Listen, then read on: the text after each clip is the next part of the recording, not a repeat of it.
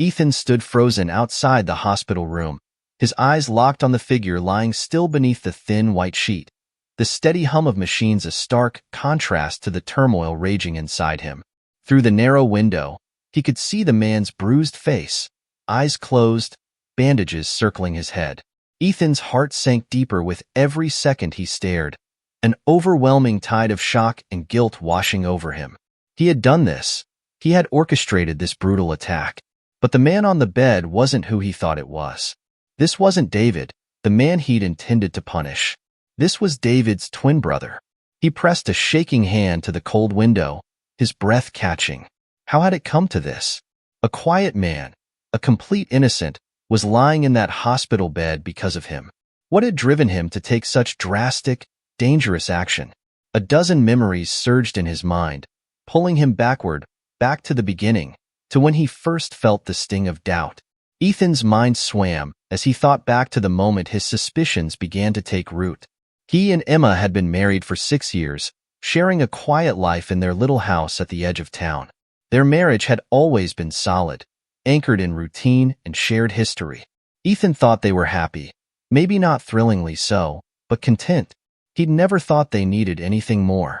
Then Emma got the promotion. Emma's new job was prestigious, situated in a high-rise in the city center, with a view that sparkled like a promise. She'd worked hard for it, and Ethan was proud of her. At first, he barely noticed the changes. She started dressing differently, trading her usual jeans and sweaters for sleek, tailored suits and high heels that made her look like she belonged in a magazine. She seemed to glow with a confidence Ethan hadn't seen in years. It was alluring and unsettling. As the months passed, Ethan noticed other changes, too. Emma began staying late at the office, saying she had meetings or social events she couldn't miss. He understood. It was part of her new role. But he felt a distance growing between them, a subtle shift he couldn't quite name. She seemed distracted, lost in thoughts she didn't share with him. When he asked her about her day, she'd give him polite but empty answers, her eyes flickering away like she had somewhere else to be. One evening, Ethan found himself lingering at the kitchen counter, listening to the quiet sounds of Emma talking in the next room. Her voice, soft and unfamiliar, drifted through the wall as she laughed, a bright, carefree laugh he hadn't heard in a long time. Curious, he edged closer, his heart giving an uncomfortable twist as he overheard her mention a name. David. David, stop it, she said, her voice filled with a lightness Ethan hadn't heard in ages. She sounded happy, teasing even. You're terrible. He froze, his mind racing. He knew David was a colleague from her office, someone she'd mentioned once or twice. But hearing her talk to him like that, so intimately, was like a bucket of ice water poured down his spine. Who was David, really? And why was Emma laughing with him in a way she hadn't laughed with Ethan in years? Ethan couldn't shake the feeling that something wasn't right. He told himself he was overreacting, that this was just a momentary insecurity. But in the days that followed, his thoughts kept circling back to that conversation, the way Emma's voice had softened, the warmth in her tone. He began to notice every little thing, scrutinizing her behavior, searching for signs. She seemed guarded around him, her laughter quieter when they were together, her glances quick and unreadable. One night, lying awake beside her, he tried to reason it out. Was he imagining things? Or had something really changed between them? Ethan's mind grew more restless with every passing day, his thoughts tangled in suspicions that gnawed at his sense of reality. Was Emma hiding something from him? It felt absurd even to think it. She was his wife, his partner, the person he trusted most in the world. But that night, the laugh, the name David on her lips, had planted a doubt in him that only seemed to grow. Unable to let it go, Ethan started noticing every detail, every tiny shift in her behavior.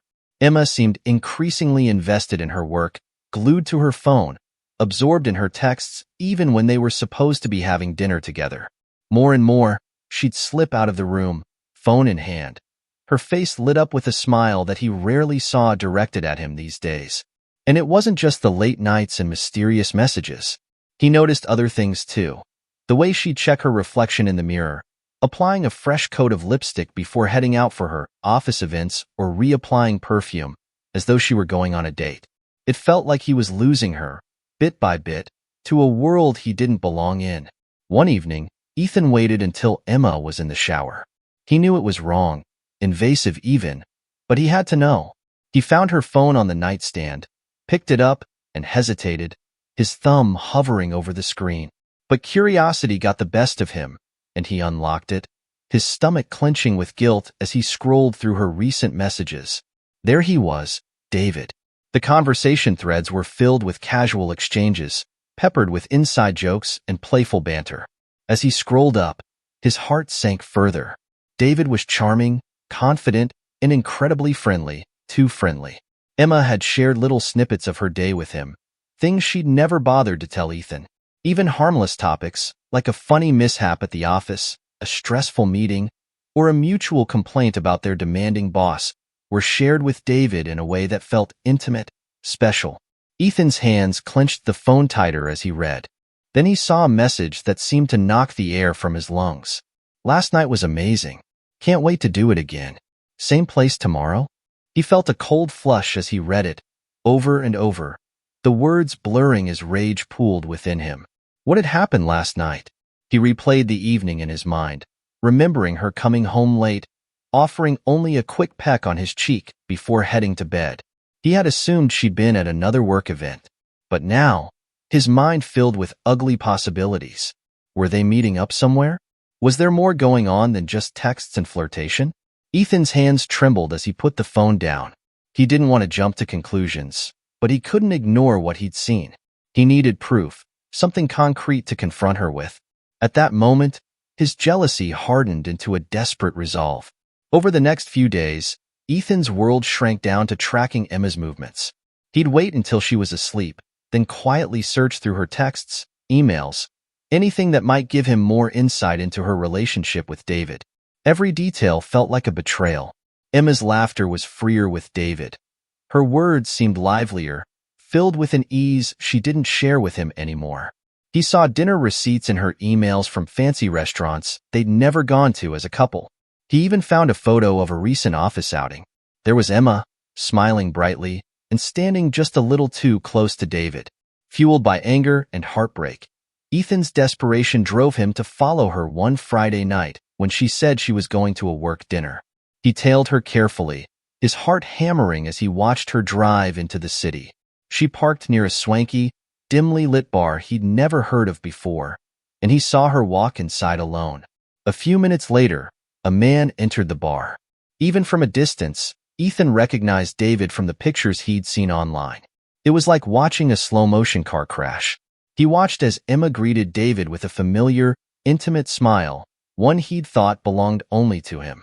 They shared a lingering hug, and though he couldn't hear them, the way they stood close, heads bowed together, spoke volumes. Ethan's heart shattered into pieces as he watched them laugh, Emma's hand resting on David's arm. He couldn't believe this was happening, couldn't accept that his wife was standing there, seemingly lost in the company of another man. When Emma finally came home that night, Ethan was waiting for her in the living room. She was surprised to see him up so late, her smile faltering when she saw the look in his eyes. He wanted to confront her right then, to demand an explanation, to throw her texts and photos in her face. But his words wouldn't come. Instead, he managed only a tight-lipped, "How was dinner?" Her reply was casual, too casual. "Just the usual," she said, taking off her coat, avoiding his gaze. Ethan nodded, biting down the bitterness that rose within him. He knew now that she was hiding something, and he wasn't going to let it go. Ethan had played out this confrontation in his mind dozens of times, each scenario more volatile than the last. He'd go over what he'd seen, what he knew, and each time he could feel himself boiling over with accusations.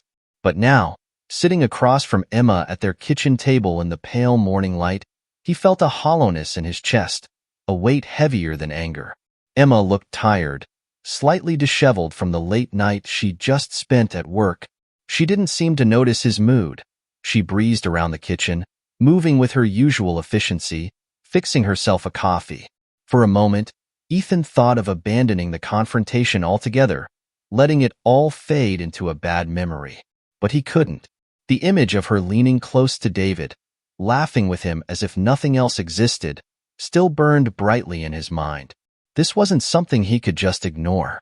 He took a deep breath, trying to keep his voice steady. "Emma, we need to talk," he said, watching her closely. She turned, her expression softening as she glanced at him, though she looked a little wary. "Of course," she said, her voice light but tense. She set down her coffee, sitting across from him with her hands folded neatly in her lap. Her gaze shifted from him to the window, avoiding his. I want to talk about David," he began, his heart thudding in his chest as he forced the words out. The slight flicker in her eyes was all it took to confirm his worst fears. She looked away, biting her lip before meeting his gaze. "Ethan, what are you talking about?" she asked, her tone flat, almost rehearsed. "David's just a friend. He's a colleague, nothing more." The calmness of her answer only intensified his frustration. "I know what I saw, Emma. I know you're spending time with him outside of work. I know you've been meeting up in places you don't tell me about. Last night, for example." He could hear the raw edge of anger in his voice now, his words sharper, digging into her. Emma's expression shifted slightly, and she sighed, her shoulders tensing. "Ethan, you're being paranoid. This is all in your head." "I can't believe you're doing this," she replied, shaking her head. "I told you, it was a work dinner. We all go out sometimes to unwind. All of you." Ethan shot back, his voice tightening. "You weren't with a group, Emma. I saw you. I saw you with him. You hugged him. You looked like—" He stopped, his voice catching. "You looked like you were with him, not just some friend." Her face hardened, and he could see the glint of irritation in her eyes. "So you followed me then? You've been spying on me?" She folded her arms across her chest, her voice cold, almost accusing. "That's really low, Ethan. I don't have to defend every single thing I do. David is a friend, and if I feel like I can't even be around my colleagues without you watching me, then maybe the problem isn't me." Her words stung, but they didn't shake his resolve. "Emma, I'm not doing this to hurt you. I'm trying to understand what's happening to us. You used to tell me everything. Now, I feel like I'm just a piece of your life you tolerate between work and your friends." Emma's expression softened slightly, and for a moment, she looked at him with something that seemed close to sadness. "Ethan, it's not like that. You don't understand the pressure I'm under. This job has been so intense. Sometimes I just need a break, a friend to talk to. That's all David is." Her explanation felt practiced, too easy. It was as though she were giving him a script, some well-worn excuse she prepared for situations just like this. "Do you really expect me to believe that's all there is to it? I saw your messages, Emma. You're meeting him late at night. You're laughing with him in a way you don't with me anymore. How am I supposed to just ignore that?" Emma's face went pale, a flash of surprise betraying her otherwise calm expression. "You read my messages?" she whispered, incredulous. "That's a huge violation of trust, Ethan. And for what? Because I've been talking to someone?" "Talking? Emma, you were lying to me. You were keeping secrets, meeting up with another man, and now you're making me the bad guy?" His frustration erupted, his voice louder than he intended. "Do you even know what this is doing to me? To us?" She clenched her jaw, her gaze locked on him with a mixture of anger and something else, something almost defensive. "I don't know what you want from me, Ethan. You're suffocating me with all these accusations. I can't have friends? I can't work late without you assuming I'm cheating? Maybe you're just looking for something to blame because you can't stand the fact that I'm finally doing something with my life." Her words landed like a punch. The distance between them felt insurmountable. He didn't recognize the woman sitting across from him, her defensiveness, her complete unwillingness to meet him halfway. For a moment, all he felt was anger. Anger at her, at David, and at himself for ever letting things come to this. "Maybe if you were honest with me from the start, we wouldn't be having this conversation," he said bitterly. "If you have nothing to hide, then why did you hide it? Why did you keep me in the dark, Emma?" Emma's eyes grew stormy, and she took a deep breath, her voice trembling as she spoke. "Because every time I try to talk to you, you twist it.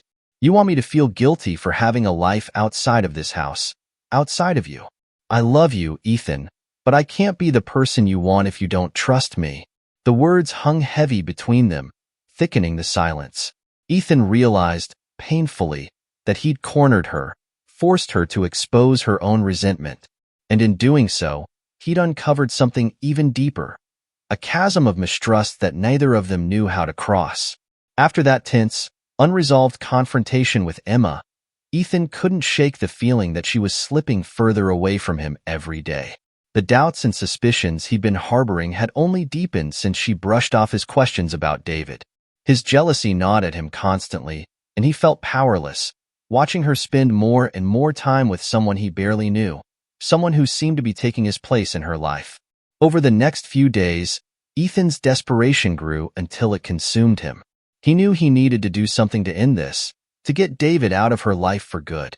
His mind circled obsessively through ideas, and finally, he landed on what felt like the only option. He would have someone confront David, someone who would make sure he backed off before things went any further. Late one evening, Ethan called an old friend named Nick. They hadn't spoken in years, but Nick was the kind of person who had connections, the kind of person who could arrange a quiet warning without much fuss. Ethan felt a surge of unease as he explained his situation, but Nick responded as though it were just another job. "So, you need someone to discourage this guy from hanging around?" Nick asked, his tone calm and direct. Ethan took a deep breath. "Yes, I just want him to understand he's crossing a line. Nothing serious, just enough to make him back off." Nick's questions were quick and to the point. Ethan provided all the information he'd pieced together about David over weeks of obsessing. His address, his routine, the places he frequented. It was like he was handing over a file on some kind of enemy rather than a guy he'd never even met. But the more Ethan thought about it, the more convinced he was that this was the right thing to do. He couldn't just sit by and let someone else take his place in Emma's life. He wanted to save his marriage, to make things right, even if that meant crossing a line he'd never imagined. "It'll be done by the end of the week," Nick said, his voice steady. "Don't worry about it." Ethan hung up, feeling a strange mixture of relief and guilt. For the first time in weeks, he felt as though he'd taken control of the situation, as though he were finally protecting what mattered to him. But at the same time, a part of him recoiled at what he'd just set in motion. He told himself it was necessary, that Emma would understand if she knew how far he was willing to go for her. A few days passed without incident, and Ethan started to feel as though he could finally breathe. Emma was still distant, still closed off, but he told himself things would improve now that David was out of the picture. He didn't press her for answers, hoping she'd feel the change and come back to him on her own. Then, one evening, he noticed Emma sitting quietly in the living room, her face drawn and pale, her expression darkened with something he couldn't quite read. She was staring at her phone, lost in thought, and when she noticed him, she quickly looked away, her lips pressed into a thin line. "Emma?" he asked, a small pit of dread forming in his stomach. "Is something wrong?" She hesitated, her gaze flicking back to her phone before she looked up at him with eyes that were filled with a sadness he hadn't seen before. "I just got some news about David," she said, her voice barely above a whisper. Ethan's heart leapt, but he tried to keep his face neutral. "David? What happened?" Emma sighed, her shoulders slumping as she leaned forward, resting her elbows on her knees. He's in the hospital," she said slowly, her voice thick with emotion. "Apparently, he was beaten up pretty badly. I don't know all the details yet, but he said it was a case of mistaken identity. His twin brother," she trailed off, her voice catching. "His twin brother was the one who got hurt. He's in critical condition." Ethan felt a sudden chill run down his spine, his blood turning to ice. He hadn't known David had a twin. Nick hadn't known either. A wave of nausea hit him as the reality of the situation sank in. The wrong man had been hurt, an innocent man who'd had nothing to do with any of this. His plan to protect his marriage had led to this, to a brutal mistake that left someone lying in a hospital bed, fighting for his life. "I had no idea David had a twin," Ethan said, his voice shaking as he tried to sound surprised, to hide the panic clawing at his insides. Emma nodded, wiping a tear from her eye. "Neither did I. They only reconnected a few months ago, and I'd never even met him. I feel horrible. David is devastated. He blames himself, of course, but it's not his fault. As she spoke, Ethan felt the weight of his actions settling over him like a suffocating blanket. He had set this plan in motion, desperate to protect his marriage, but he had ended up hurting an innocent person, someone he hadn't even known existed. All of his justifications, all the reasons he'd convinced himself that this was the right choice, crumbled to dust. He'd gone too far, let his jealousy and fear blind him, and now he couldn't undo what he'd done. Emma looked up at him, her expression troubled. "I know you didn't like David," she said, her voice soft, "but I never thought you'd be so happy to hear he's gone." Ethan managed a strained nod, avoiding her gaze. Inside, his mind was reeling, his thoughts racing as he grappled with the weight of his mistake. This was no longer just about jealousy or betrayal. It was about the cost of his own obsession, a cost he now knew he'd never be able to repay. Ethan's stomach twisted as he replayed Emma's words over and over. David's twin brother was beaten up. He had planned everything so carefully, so meticulously, but he hadn't known David had a twin. The thought had never crossed his mind. Now, an innocent man was lying in a hospital bed, barely clinging to life.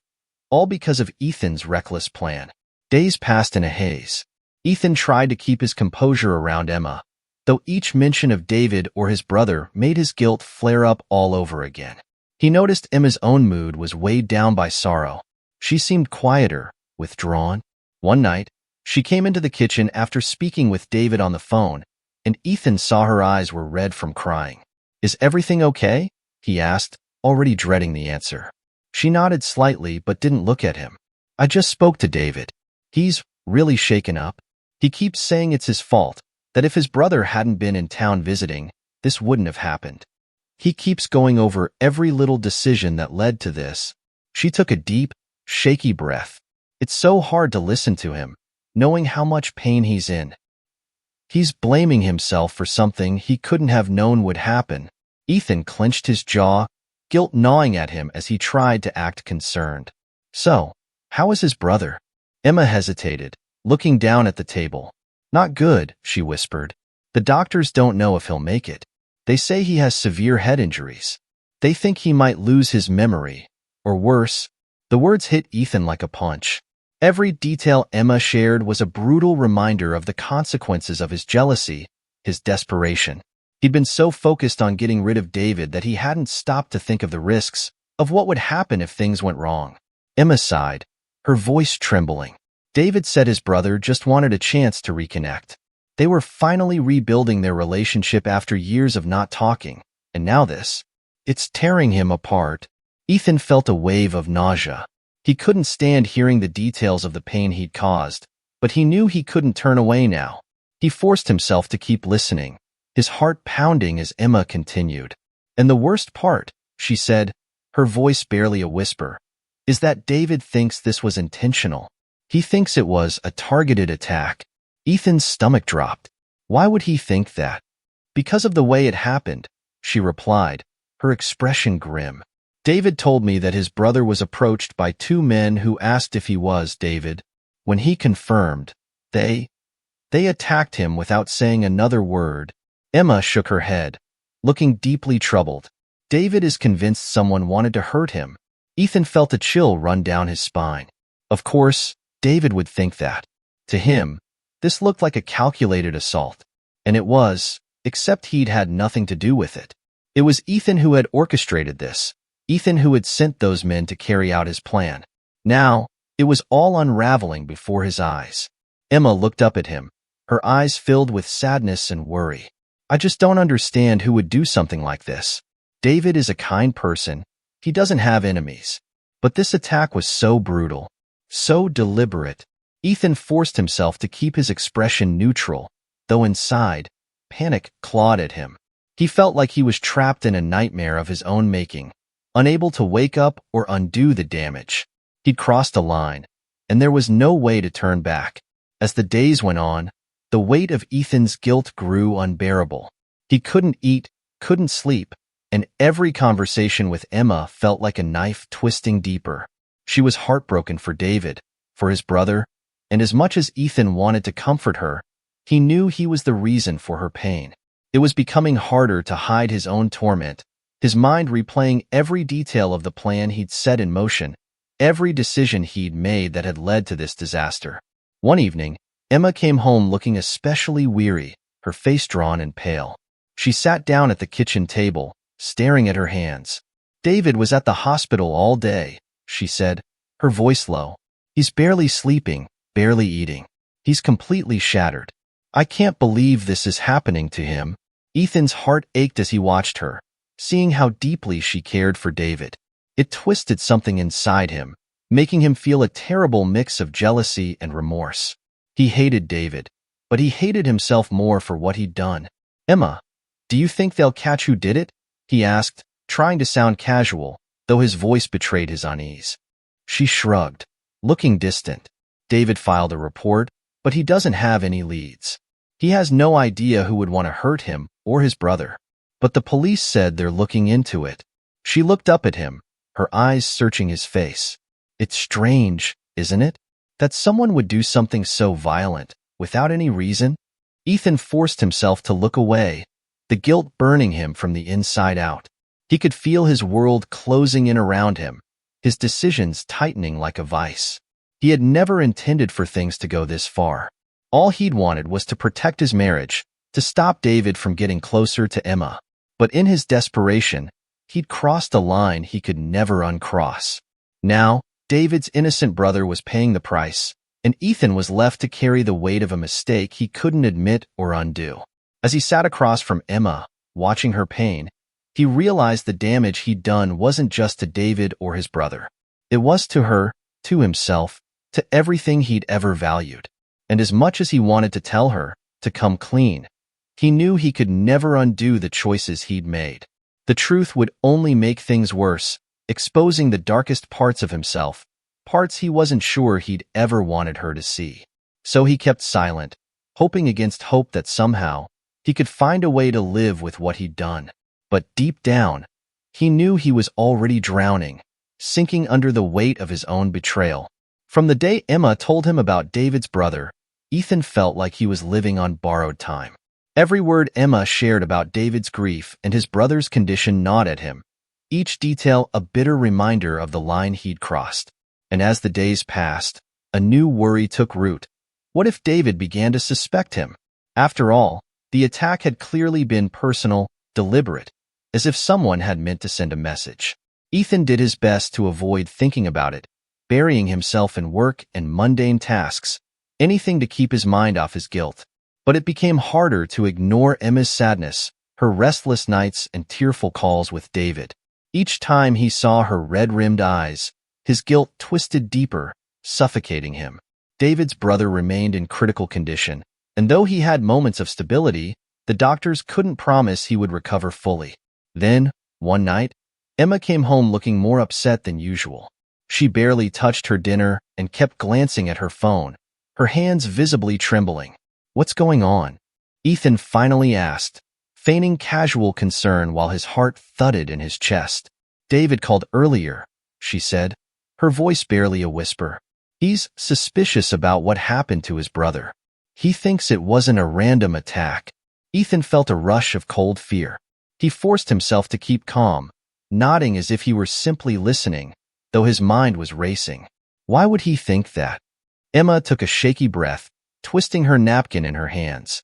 Apparently, his brother's memory is coming back in fragments. He remembers two men approaching him, calling him by David's name before they attacked. David says it's too strange to be a coincidence. He thinks someone wanted to hurt him personally. Ethan's mouth went dry. "That sounds paranoid," he said, choosing his words carefully. "Why would anyone want to target David?" Emma sighed, looking down at the table. "He doesn't know, but he's determined to find out. He's convinced someone has it out for him, and..." He mentioned talking to the police again, giving them more details. The word police sent a jolt of panic through Ethan. He felt the room close in on him, a sense of dread clawing up his spine. He'd hoped the attack would be dismissed as a random act of violence, that David wouldn't dig too deeply. But now, Knowing David's suspicion was growing, Ethan felt trapped, the walls closing in around him. Trying to sound supportive, he said, "Well, maybe it'll help him feel more at ease, knowing the police are involved. They'll probably find it was just a case of mistaken identity." Emma looked up at him, her expression conflicted. "I don't know, Ethan. David says he can't sleep, can't stop thinking about who would do something like this. He's become so obsessed with it." She shook her head. "I've never seen him this way. He's even hired a private investigator to look into it." Ethan's heart sank. This was worse than he'd expected. David wouldn't just let this go. He was determined to find answers, to uncover the truth behind the attack. The longer this dragged on, the more likely it was that David would uncover a link back to Ethan. Over the next few days, Ethan noticed Emma becoming increasingly withdrawn. She spent hours on the phone with David, supporting him through his grief and paranoia, and often came home looking exhausted. He began to worry she'd start asking questions he couldn't answer, that her sympathy for David would drive her further from him. Then, one evening, his phone vibrated, and a message from an unknown number appeared on the screen. "I know what you did." Ethan's blood ran cold. He stared at the message, his heart pounding. His mind raced, wondering if this was some sick prank or if David, or the private investigator, had actually uncovered something. He deleted the message, hoping it was just a random threat, but another message arrived almost immediately. "You think you can get away with it? I'm watching you." Panic surged through him. He quickly deleted the second message, glancing nervously toward the kitchen where Emma was cooking. His mind raced with questions. Was David behind this? Or was it someone connected to Nick, his contact who'd arranged the attack? He hadn't anticipated that anyone would come back to him, hadn't thought about the possibility of being exposed like this. Now, with David's suspicions growing and these threatening messages, he felt as though he was being hunted. Over the next few days, the messages continued. They came at odd hours, each one more unnerving than the last, each message pressing on his guilt, reminding him of the terrible mistake he'd made. The threats were vague, but each one hit harder, as if the sender knew exactly how much pressure to apply. Ethan's fear turned to paranoia. He couldn't eat, couldn't sleep, and each time his phone buzzed, he felt his heart leap in terror. Emma began to notice his anxiety.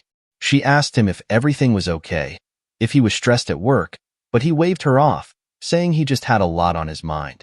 But in reality, he was unraveling. He was sure someone was closing in on him, that any day now, David would confront him with the truth. One evening, Emma finally confronted him, her eyes filled with worry. "Ethan, I can tell something's wrong. You've been so on edge. I know it's not just work. What's really going on?" For a moment, he wanted to tell her everything, to confess his fears and guilt. But he knew it was impossible. If he told her the truth, he'd lose her forever. So he took a deep breath and gave her a strained smile. "It's nothing," he said. "I just want us to be okay, you know?" Emma looked at him, searching his face, and he could see the sadness in her eyes. She seemed to believe him, or at least decided not to push further, and gave him a soft, reassuring smile. But Ethan knew their connection was hanging by a thread, and the weight of his secret was tearing that thread apart. As she turned away, Ethan's mind raced, desperation rising within him. He realized that he had to act, either find out who was behind the messages or somehow silence David before the truth came to light. His world, his marriage, his freedom, everything he cared about was on the line, and the clock was ticking. Emma's sorrow over David's brother slowly turned to suspicion, then simmered into anger. Ethan had grown more distant and jittery, and he kept deflecting her questions about the attack. The way he dismissed her grief, the way he looked away whenever she mentioned David, all of it pointed to something dark and hidden. As she replayed every odd moment and suspicious reaction, an unsettling idea began to take shape. Ethan had something to do with the attack on David's brother. Once she allowed herself to entertain the thought, too many details fit into place. His unexplained late-night absences, his sudden reclusiveness, the way he'd seemed to hold a quiet grudge against David since she'd met him. Ethan had always masked his jealousy, but now Emma could see it for what it was, a smoldering resentment, one that had probably pushed him over the edge. She didn't have proof, but she felt it in her bones. And if he'd been behind it, she wasn't just hurt, she was furious. He hadn't just kept secrets, he'd crossed a line, maybe even hurt an innocent person. Her anger burned into resolve. Ethan wouldn't get away with it. Emma knew she couldn't confront him outright, not without solid evidence. So she decided to be subtle, methodical. She would find a way to make Ethan question his own sanity, to feel even a fraction of the fear and doubt he had put her through. She wanted him to crack under the weight of his own guilt. And with a plan beginning to form, she knew exactly where to start. The next day, she sent an anonymous email to Ethan from a fake address she'd set up. She wrote only a few words. "I know what you did." She made sure to send it at an odd hour, timing it so that he'd see it just as he was starting his workday, hoping to unsettle him before he could even settle in. The results were immediate. That evening, when he came home, she could see his tension in the way he clenched his jaw, his knuckles white as he gripped his phone. He tried to act normal, but Emma saw right through him. She asked if everything was all right, masking her satisfaction as he stumbled over his words, mumbling something about a stressful day at work. Over the next week, Emma continued her subtle campaign, sending more cryptic messages to Ethan's email and even leaving anonymous notes in his car when he wasn't looking. She would stay up late, waiting for him to fall asleep, then slip outside to leave messages like, "You can't hide forever," or "I know your secrets," scrawled on scraps of paper. Each note left him more on edge, more suspicious of everyone around him. Ethan started jumping at small noises, and she caught him more than once scanning the street as though someone were watching him. He even asked her, offhandedly, if she'd seen anyone suspicious around the neighborhood, to which she only gave a nonchalant shrug, hiding her satisfaction as she watched his confidence unravel. Emma then took it a step further. One evening, while he was in the shower, she accidentally left her laptop open on the dining table with a browser tab pulled up on private investigators. She waited, hiding her reaction, as he emerged from the bathroom and spotted the screen. His face paled, and his eyes darted nervously toward her, but he quickly tried to play it off, pretending not to notice. But Emma could see the seed of fear in his eyes, could see him beginning to suspect that maybe, just maybe, she was onto him. Finally, she arranged for David to leave a voicemail on their shared home phone, a message in which he casually mentioned that the private investigator had found a few leads and would be following up soon. Emma made sure Ethan would hear it when he got home, playing it over the speaker as she innocently asked, "Isn't it strange that someone would do this to David's brother? It seems like such a calculated attack. What kind of person would do that, do you think?" Ethan's face blanched, and for the first time, he seemed truly rattled. I don't know. People are unpredictable," he stammered, unable to meet her eyes. Emma's heart raced, satisfaction and fury swirling within her as she watched him crumble, inch by inch. He was unraveling, just as she'd hoped, and she knew that soon, he'd be on the brink of confessing. She wasn't sure if she'd forgive him, but in that moment, she didn't care about forgiveness. She only wanted him to feel the fear, the doubt, and the shame that had plagued her since the attack. And she wasn't finished yet. Emma had one more surprise waiting for Ethan, something that would force him to confront the monster he'd become. Emma's plan was nearly complete. Watching Ethan crumble over the past few weeks had filled her with a bitter satisfaction, but she wasn't done yet. She wanted him to feel the full weight of what he'd done, and that meant finishing her revenge so he couldn't just walk away unscathed. She'd been quietly gathering evidence, waiting for the right moment to reveal the truth. She'd managed to piece together Ethan's connection to the attack through subtle hints, strange messages she found on his phone, financial transactions that didn't line up, and his suspicious behavior. Emma was ready to go public, to make sure everyone knew what he'd done and that he paid for it. One evening, she sent an anonymous tip to the police, including everything she'd uncovered, bank statements, dates, details of Ethan's suspicious absences, and even the cryptic text she'd seen on his phone that pointed to his arrangement with someone else. She knew the police would find enough to start an investigation. All she had to do was wait. A few days later, as they were sitting at dinner in strained silence, Ethan's phone rang. He glanced at the caller ID, his face turning pale. Emma pretended not to notice as he excused himself, his hands shaking as he picked up the call and stepped out of the room. She could hear muffled voices from the hallway, the strain in his voice, the panicked tone. When he returned to the dining room, Ethan looked shell-shocked. He sat down across from her, unable to meet her eyes, his face a mask of fear and confusion. "Who was that?" she asked, pretending to be concerned. He stammered, looking down at his plate. It was a detective," he mumbled, his voice barely above a whisper. They're asking questions about something at work." Emma nodded, her expression unreadable. She could see the panic in his eyes, the way he was struggling to keep his composure. But she didn't let up. "That's strange," she said, tilting her head. "What could they possibly be looking into?" He stammered a vague answer, but she didn't press further, knowing he'd unravel on his own. Over the next few days, the investigation quickly intensified.